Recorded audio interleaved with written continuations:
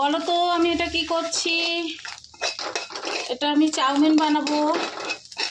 ডিমটা ফ্রাই করছি, একটু বাদাম ভেজে রেখেছি, আর সবজি কেটে রেখেছি, সব রকমের সবজি, আর চাউমিন সেদ্ধ করে রেখেছি। কত সুন্দর হয়েছে দেখেছো? আজকে ব্রেকফাস্টে আমার চাউমিন হবে, তোমরা দেখতে থাকো। ডিমটা আলাদা করে ভেজে নিচ্ছি। তোমার দাদাকে রুটি করে দিয়েছি, পেঁয়াজ কালু আলু ভাজা করে দিয়েছি, পেঁয়াজ কালি আর আলু। কারণ হচ্ছে আমার হাজব্যান্ড চাউমিন খায় না, তো আমি একটু ভাবলাম অনেকদিন ধরে চাউমিন পড়ে আছে, গোটা একটা চাউমিন পড়ে আছে। ফুলিটা ভাজা হয়ে গেছে, এবার আমি কড়াতে তেল দেব সবজিটা ভাজবো বলে। তোমাদের কার কার চাউমিন পছন্দ, ঘরোয়া চাউমিন, একটু বলবে। আমার দোকানে চাউমিন খেতে ভালো লাগে না, স্পাইসি করে, কিন্তু খেলে আমার শরীরটা খারাপ হয়। তবুও আমি খাই না বললে হবে না, খাই। তো আমি পেঁয়াজ একসাথে কেটে নিয়েছি, কারণ ভাজা তো সবই একসাথে হবে, এই জন্য আমি একসাথে কেটে নিয়েছি।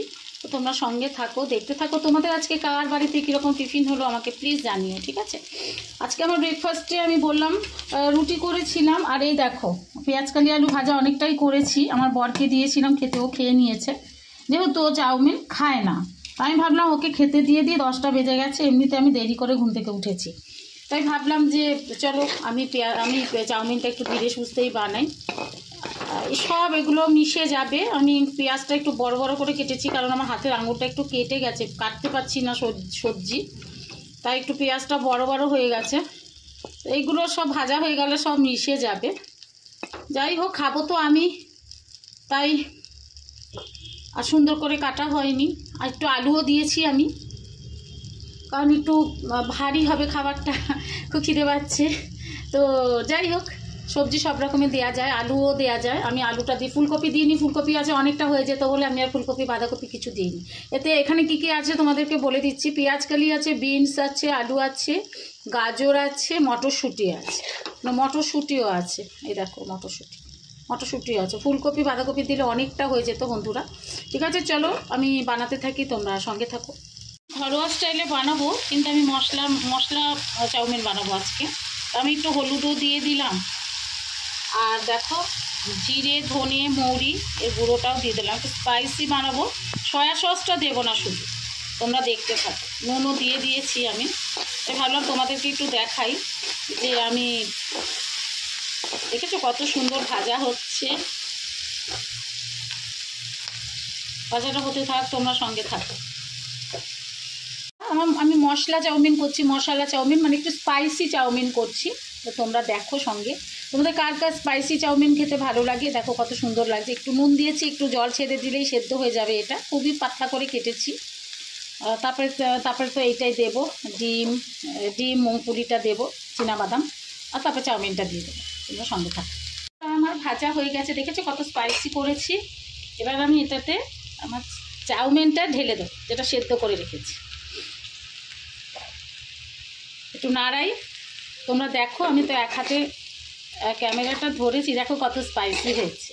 আমার একটা তানিয়া বলে তোমার খাবারের কালারটা খুব সুন্দর হয়, ওই জন্য আমি চাউমিনটাও আজকে খুব স্পাইসি এবং কালার করেছি।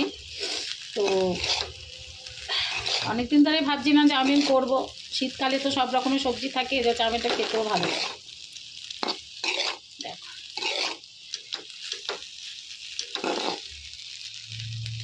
দেখেছো বন্ধুরা কত সুন্দর কালার এসেছে। এবার এটাকে আমি ভালো করে মিশিয়ে নিচ্ছি। এবার এর ওপরে আমি দিয়ে দেবো। তো আমার চাউমিন রেডি, সব মেশানো হয়ে গেছে, তোমরা দেখো। ইনগ্রেডিয়েন্টস করে রেখেছি, চাউমিনের ওপরে দেব। কাঁচা লঙ্কা, শসা আর পেঁয়াজ কুচিয়ে রেখেছি। সো বন্ধুরা, আমার চাউমিন রেডি। দেখো মশলা স্পাইসি চাউমিন। তোমাদের কেমন লাগলো প্লিজ জানাবে। চলে এসো, খাবে যদি।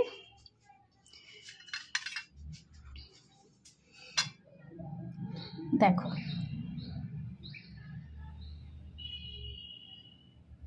Thank you.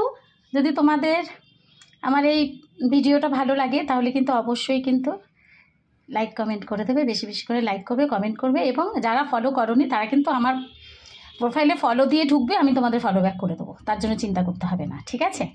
তো have a nice day, thank you. First ওয়াইট তোমাদের জন্য, খেয়ে বলো কেমন হয়েছে, ঠিক আছে? আর আমার কন্টেন্টগুলো কেমন লাগছে তোমরা কিন্তু প্লিজ জানাবে, ঠিক আছে?